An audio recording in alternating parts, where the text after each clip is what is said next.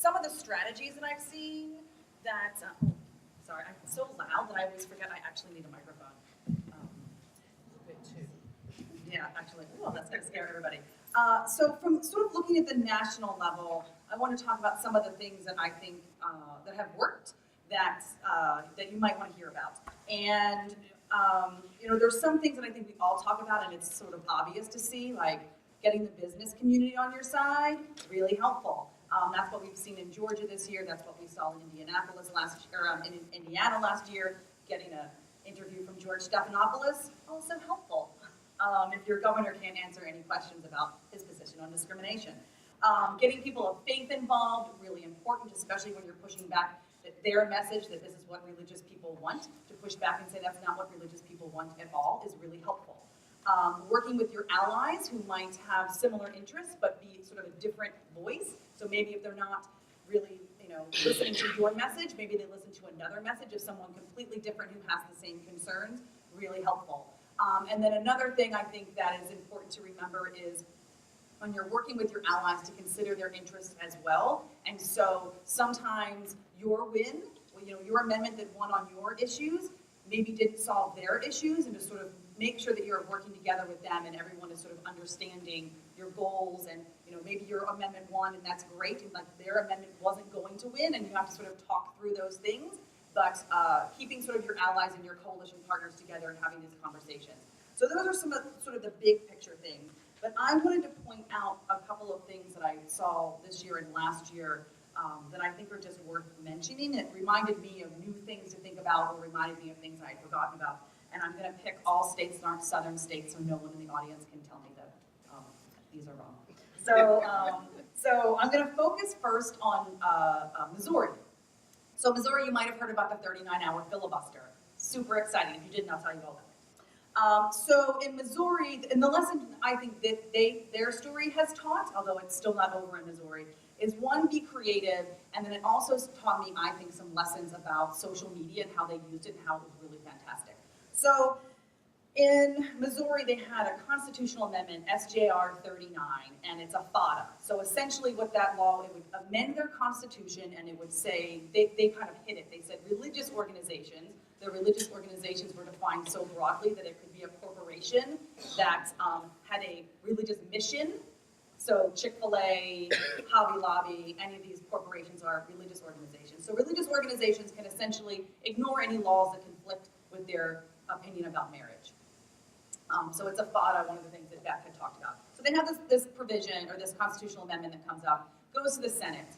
And I have to say that this was during a time when Georgia was, all the press was on Georgia, and I know I got some press calls, and they asked about Missouri, and I was like, oh, that's not really moving. I'm like, look at Georgia. So that was really nice of me to then find out that it was going to the Senate. But a lot of people thought there are 8 Democrats in the Senate in Missouri, and there are 26 Republicans. And all the Republicans said they're voting for it, and all the Democrats said they aren't. What can 8 people do in the Missouri Senate, especially when they're not getting a lot of attention? Well, they were super creative, and they used a filibuster. Now, in some states, you can't do things like this, like in Georgia, you can't filibuster. But in other states, there's all sorts of mechanisms that are new and different that you can use. So they launched this filibuster, and people were starting to pay attention to it and talking about it. And then it kept going. And they said they were going to talk for 10 hours, and then it increased. And then they were like, oh, we think the record is 30 hours. Let's go 30 hours. And then they found out the record was more than that, so they kept going. So they're now going all night long, and they went 39 hours. And they were going to go more. They were going to go an entire other night, except that the Republicans broke the rules and stopped their filibuster. So they go 39 hours, they stop the filibuster. So that the story is, they did pass it up. But in the meantime, and actually it still has to go through the House, but they thought they were going to pass the bill, and it was immediately going to go to the House, and they were going to hotline it, and then the governor, or it didn't go to the governor, but it was going to go straight through, and then it was going to go on the ballot. So they slowed this entire thing down. So they went from 8 people who filibustered for 39 hours and had very little attention. By the end of this, they had national news. They had a New York Times article. They had the nightly show, the show that comes on after the Daily Show. They had a segment on that about this. They had Dow, they had Monsanto come out against this bill, and they got 1 Republican vote. which I know sounds like, well, that's great, but like they thought they were getting nothing, and by the end of it, they had convinced one of the Republicans to vote with them. And they didn't even stop there. The next day, actually 2 days later, they came in and there was in the Senate in Missouri, they actually had 2 votes. They voted and then they had this sort of procedural vote that they have to do. So they decided that they weren't going to stop and they were going to continue bringing attention to this. So some of us legislative nerds think this is hilarious, like me, and everyone else won't think this is funny. But there is a thing that happens every single morning when you go to the legislature, and they're supposed to read the journal. So the journal is like the summary of everything that happened the day before. So they go in and they say, motion to waive the reading of the journal, and everyone says yes, and then they move on. So the Democrats said, I object to the waiving of the reading of the journal, and I'd like you to read the entire journal. And everyone was like, what? So, yeah, no, I've never seen that. So I thought that was the most hilarious thing I'd ever seen. So they have to read the whole journal. So they read the whole journal, and then they come to the next thing, and they say, okay, motion to approve the journal. And they said, I have an objection, I'd like to amend the journal. They went on for 6 hours. 6 hours. So they continue to bring attention to, one, the issues of discrimination, and they also brought to the attention the issues of how they were sort of bullying them to push this through. And they had a lot of conversations about how you broke the rules. They had conversations about how this is mean, how you were treating us. And again, that sort of broke through again. And they had, again, Republicans on the floor saying, I'm not, I'm for this constitutional amendment, but the way you're treating people here is totally unfair and terrible. And so again, they brought more people on to the cause. So that's one thing that I think is really amazing, that they did all of this. And I mean, they were up all night. They took shifts. It was pretty remarkable. But the other thing I think that they did really well, and they, of course, teamed up with some great groups on the ground. Promo, which is this amazing organization. They had people there tweeting all night. Now, I am new to Twitter, and it makes me nervous. And as a lobbyist, I oftentimes don't think to do these things. I kind of think like, oh, what can you tell people, and what should it look like, and how's the messaging perfect? Well, they had people there all night engaging people in the filibuster. So when it started, I was sort of checking in and seeing what people were doing, and then I started sort of tweeting, and then I was seeing people, it was getting a little bit more interesting, and then I realized that they were working with the people on the floor, and again, the rules are different, you could never do this in Georgia, but what they were doing was they were having the legislators from the well looking through tweets and saying, this person just asked me this question, or somebody just said this, or now I'm reading on Twitter this, and they had a hashtag and you could see it, the momentum building. And so it really became that they were using Twitter to help the community engage themselves in this filibuster. So now you're part of this filibuster, that you are sending the message, you are asking them questions. You were there when they were having a discussion about Star Wars on the House or on the Senate floor of Missouri at literally 1:30 in the morning. They were reading the history of Star Wars and calling each other C-3PO.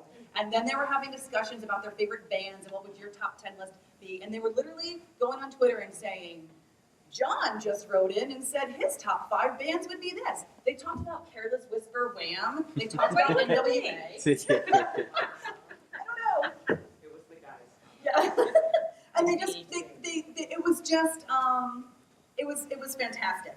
And then by the next morning, we were tweeting some things, and we got one of our biggest rates of sharing things on Twitter that we had in Missouri. But then by the end of the day, we were lost in the conversation because by the time it made it to the end of the day, it was like out of control on Twitter. Everyone was talking about this issue, and everybody knew about it. So these 8 legislators and some great groups on the ground totally transformed this issue, and the House has not yet taken it up. So I'm not saying that the House isn't going to take it up, but they expected the House to take it up right away, and they completely changed the conversation.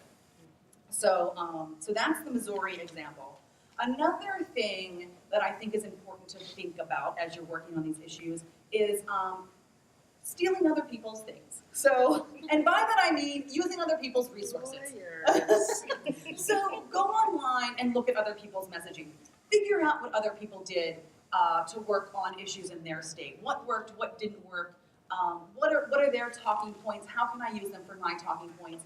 And then also using the atmosphere that has been created in other states. So if you went back to last year, Georgia was fighting a RFRA, and we were doing great work on the ground, But the whole thing was going really well. There was all this community, businesses against it, faith groups against it. But I would say what really broke it was Indiana.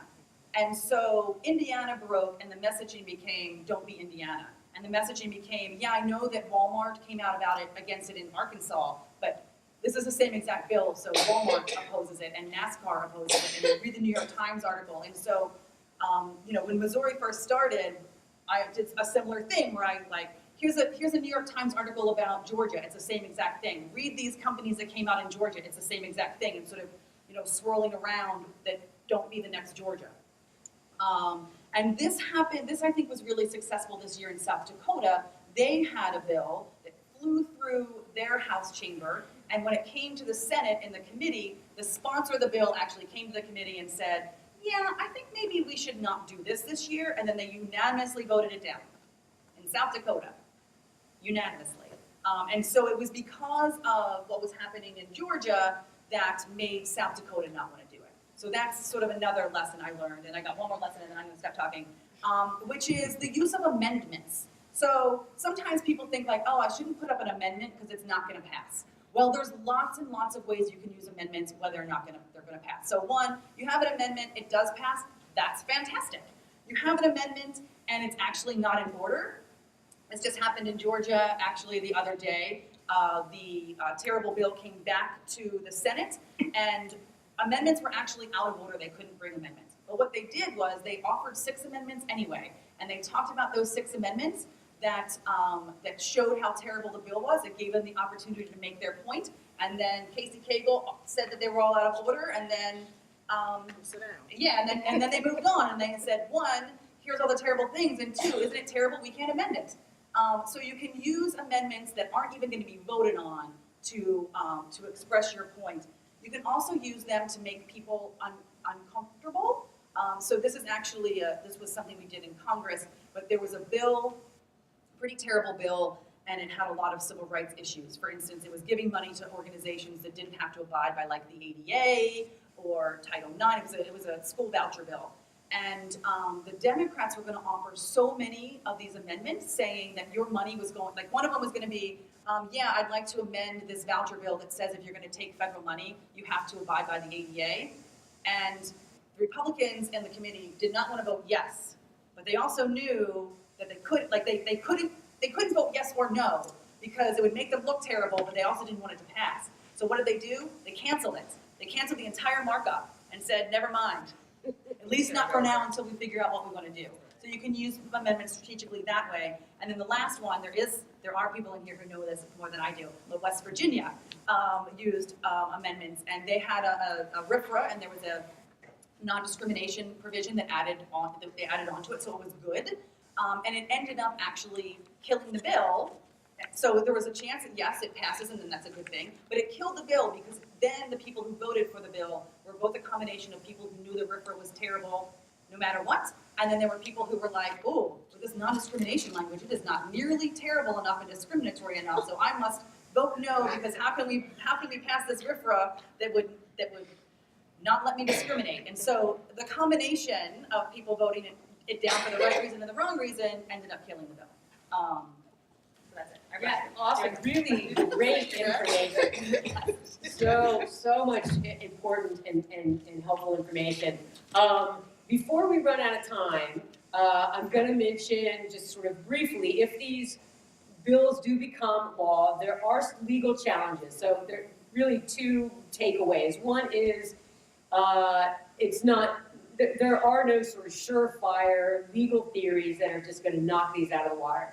We can raise constitutional claims if a government entity discriminates against you. Yes, equal protection, due process. When we were speaking.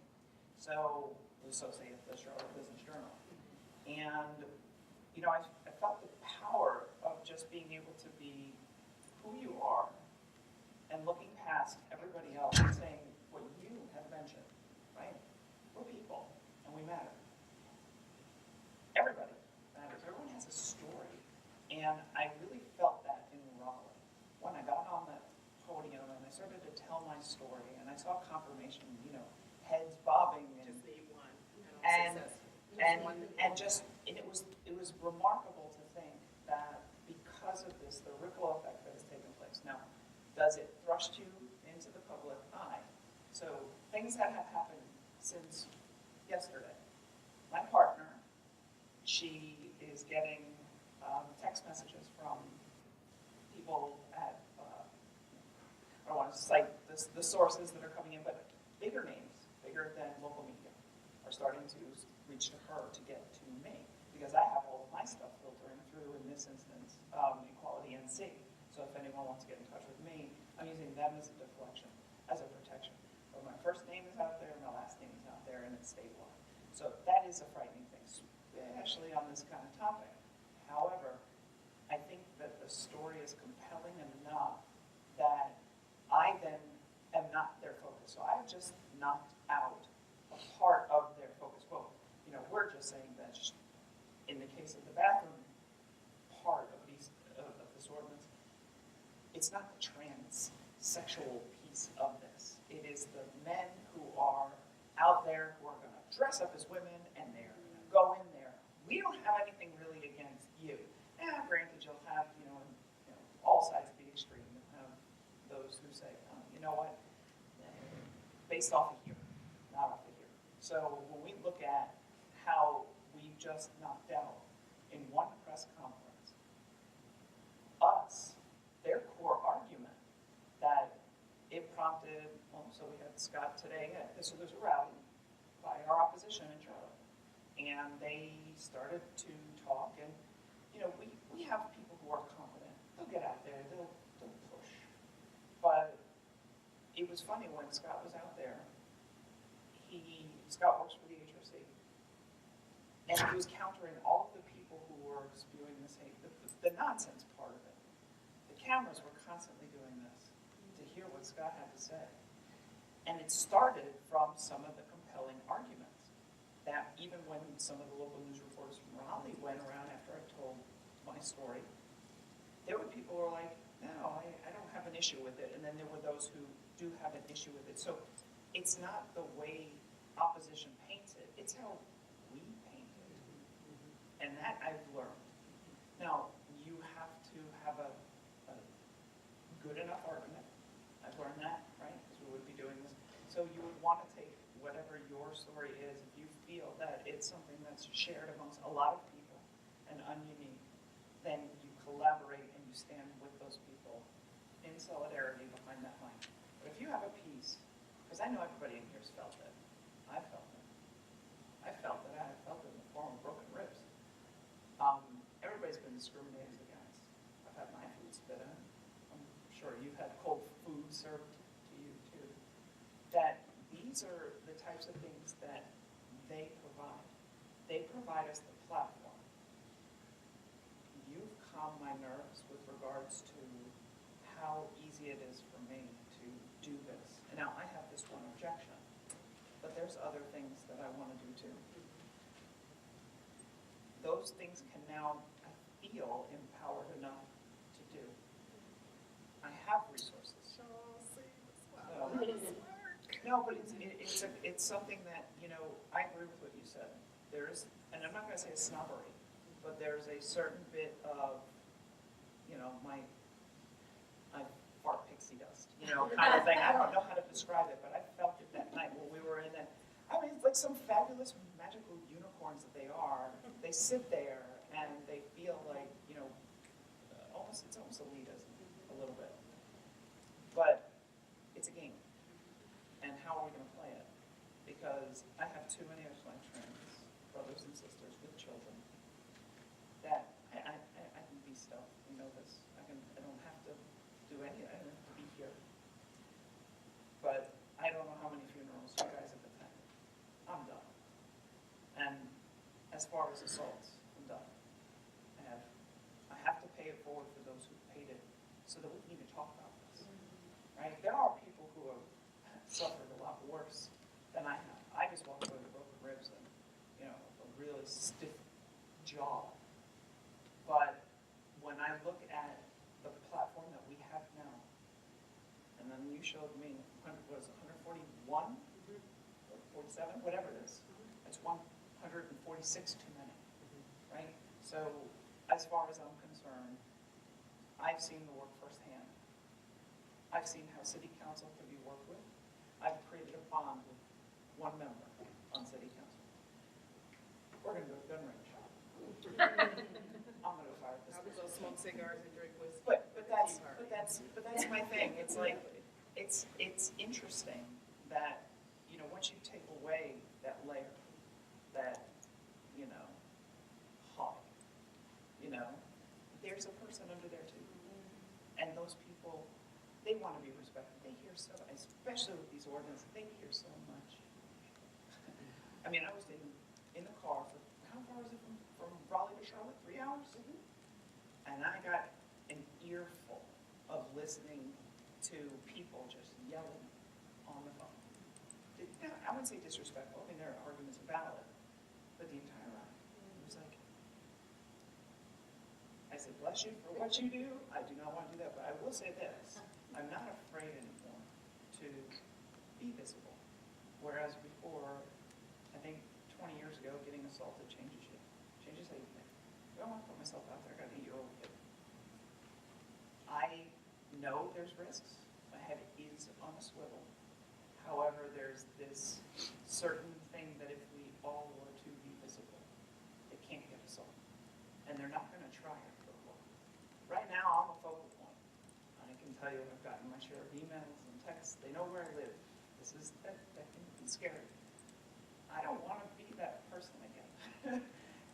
But at the same time, you know, eventually, things catch up. You see it with our children too. So that's all I had to say. Oh, and businesses. One last thing. This was a question that I had, and I had it specifically for you. When is it that a business, like, so we've seen it in Georgia with Coca-Cola, we've seen it with a few, you know, other Verizon, I think Microsoft, and a few others. Are businesses more apt to get involved when it's a business's decision to get involved versus how would you approach a big business that you know is multi-state and say, hey, I work in Georgia. Does it start from within, or does it start from us approaching the businesses as a collective organization and say, hey, you do business in Georgia, you have 4,000 employees, you may have 50,000 across the country, and then they put the pressure on. Before you answer that, I know that we're. I know, I'm sorry. It's okay, up against the time. I need to remind everybody before you leave, if you start to leave now, I want you to answer that question, and if anybody else has, I mean, until we're kicked out, let's keep talking. But do your evaluations and leave it on your seat if you leave beforehand. Otherwise, I'll come and get those. But please do that. And the CLE form for lawyers is, yeah, where? It was outside the door. Was it? Great. All right. So, the business issue, it's not been the center of my work. I think it's really been a lot of, HRC has really focused over the years on creating amazing relationships with the businesses. And so I think it stems from those relationships and then sort of encouraging them to take a position.